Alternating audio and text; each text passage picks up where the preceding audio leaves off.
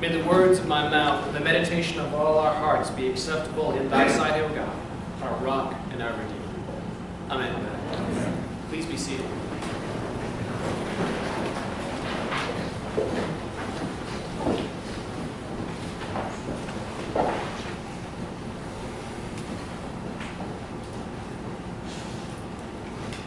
My people are foolish. They do not know me. They are skilled in doing evil, but do not know how to do good. I looked on the earth, and lo, it was waste and void. And to the heavens, and they had no light. I looked on the mountains, and lo, they were quaking, and all the hills moved to and fro. I looked, and lo, there was no one at all, and all the birds of the air had fled. I looked, and lo, the fruitful land was a desert, and all its cities were laid in ruins before the Lord, before his fierce anger.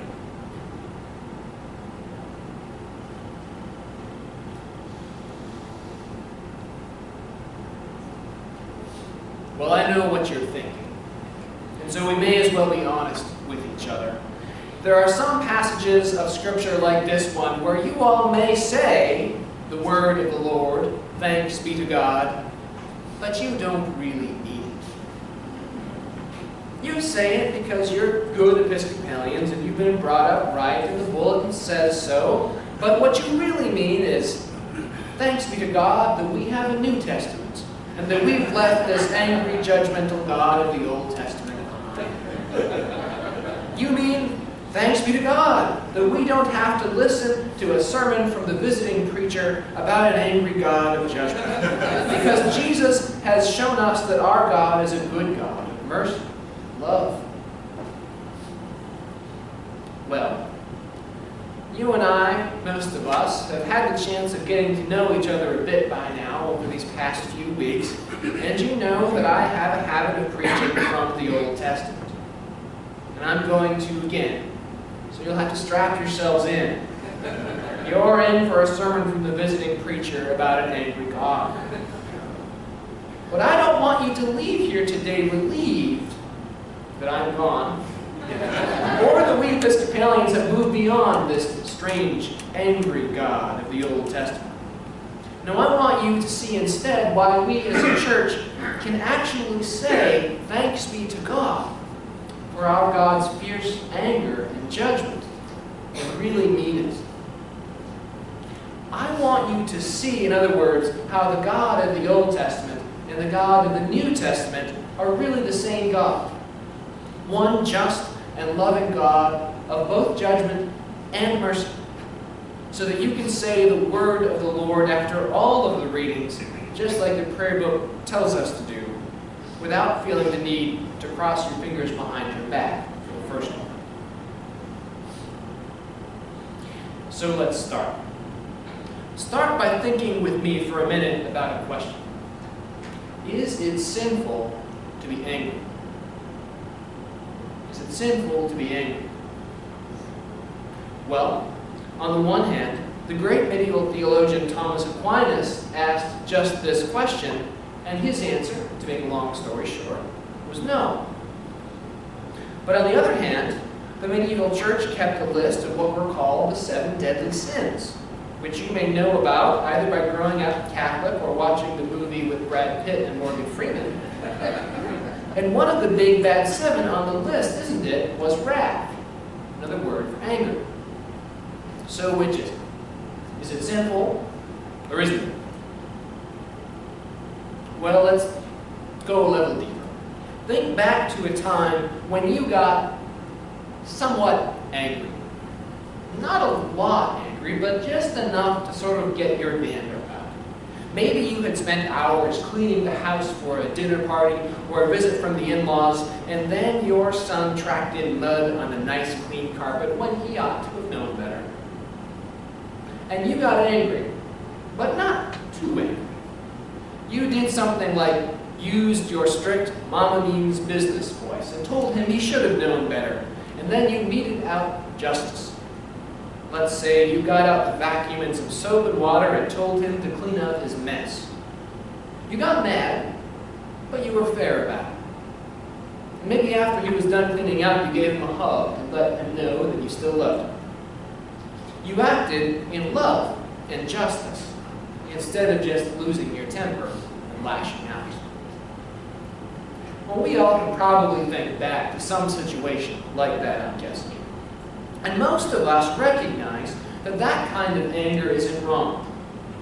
Indeed, therapists tell us that the ability to get angry well in a relationship, especially in a family or a marriage, is healthy and good. In a marriage, it's not always the worst sign if a couple is fighting. Because if you're fighting, it means you still care. No, the worst sign is often when a couple has stopped fighting, when they've moved beyond care. Viewed from one angle, then, it seems like the opposite of love is not actually anger, but instead something more like indifference.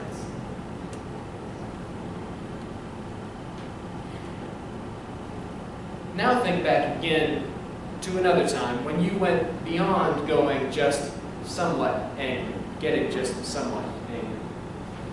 Remember a time when you got deeply angry. The cause this time was more than just muddy shoes on carpet. It was probably something much more like betrayal or rejection by someone you love, or perhaps anger at a person who had hurt someone who means a lot to you. Very possibly you were in such pain that you lashed out in wrathful fury. Very possibly for a time you didn't want to be fair. You didn't want justice. You just wanted to get revenge. Very possibly for a time you didn't feel much in the way of love toward whoever it is that had wronged you. Indifference, you may then have discovered, is not the only opposite of love. Viewed from another angle, the opposite of love is hatred. And it may well have happened that you got so angry that it threatened to boil up and take control of your heart.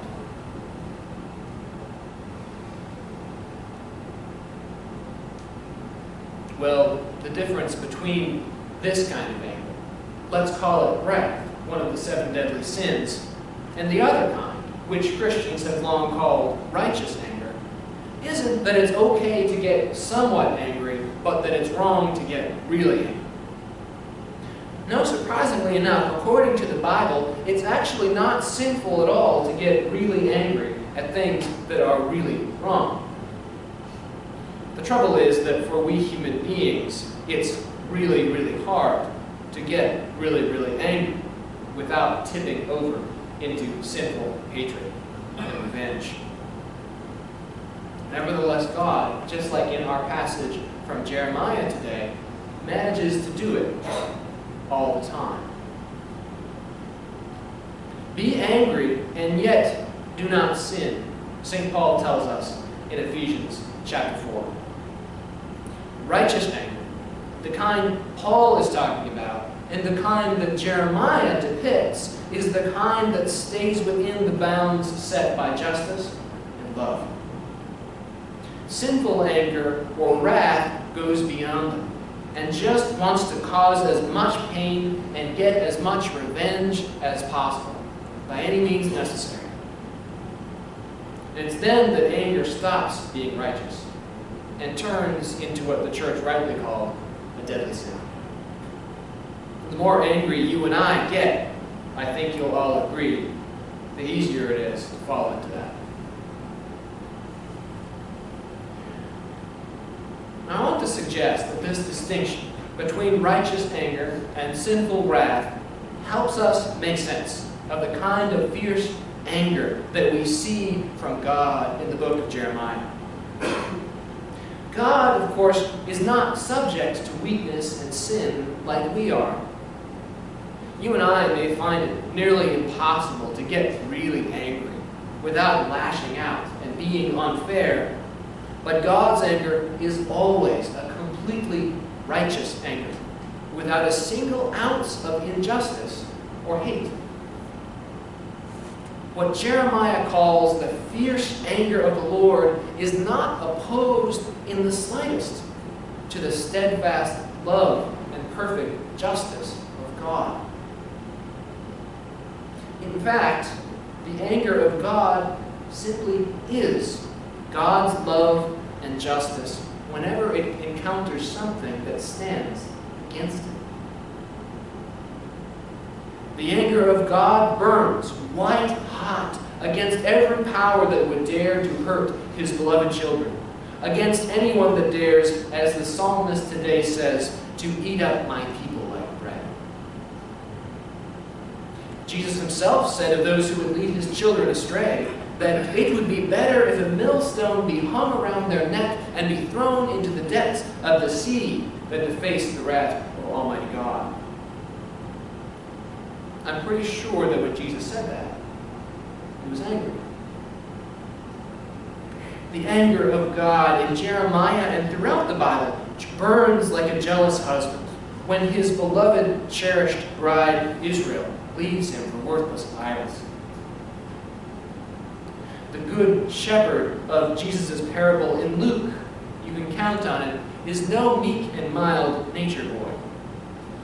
No, a good shepherd stays by his sheep to defend them from the wolves. A good shepherd will not hesitate to draw his sword of righteousness when the wolves circle round in the dark. The good shepherd will even lay down his life for the sheep. To say that this fierce anger belongs to God is actually good news. And it's good news because it means that the wicked powers of sin, death, and the devil that seek to devour and destroy and oppress human life and love and happiness do not have the last word. 15 years ago today, our country watched as wicked men in the grip of these wicked powers sought to take revenge, to cause as much pain as they could. These powers are raging still today, just as they have been since long before the days of Jeremiah. But the word of the Lord to Jeremiah tells us that while in this world they may rage and roar, puff themselves up and try to pass themselves off as kings, they are all subject to the fierce anger of our just and loving Almighty God. And to fall into the hands of the living God is a dreadful thing. This is good news. But it is not yet the best news. There's a painting by Rembrandt, maybe you know it, of the prophet Jeremiah in his old age, with the down-cased face of a man with a broken heart, warning that his people never did heed the word of the Lord, weeping at the destruction of Jerusalem and the exile of his country. You see, even perfect and righteous anger by itself cannot save, cannot renew. And the wicked powers of sin are not just at work somewhere out there among our distant enemies, but as Alexander Solzhenitsyn said, the line between good and evil runs right down the middle of every human heart. Jeremiah knew that the judgment of God, even God's perfect and righteous judgment of justice and love, must somehow also be a word that saves and brings new life. But how could it? Old Jeremiah looked around him and saw only sin and the wages of sin, which are death. But Jeremiah looked out into the future and heard another word from the Lord. Behold, the days are coming, says the Lord, when I will make a new covenant with the house of Israel. Not like the covenant which I made with their fathers, my covenant which they broke, though I was their husband. But this is the covenant which I will make with the house of Israel after those days, says the Lord. I will put my law within them, and I will write it on their hearts. And I will be their God, and they shall be my people. For I will forgive their iniquity, and I will remember their sin no more. Thus says the Lord. It is this very same Lord, gathered with his disciples on the night before he died for us, who took bread and took wine, and stretched out his arms of love, and gave it to us, and said, "Drink this, all of you. This is my blood of the new covenant, which is shed for you and for many, for the forgiveness of sins." This is the word of the Lord, the just and merciful God who has judged himself in our place, in Jesus Christ, the good shepherd who lays down his life for us lost sheep. It is because of this word that we can say, and really mean it, thanks be to God.